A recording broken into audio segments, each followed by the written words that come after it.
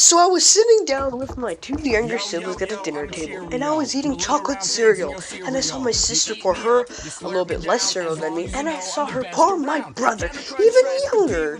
Even, no, that makes literally no sense at all. She poured less cereal for him, not cereal can't be younger.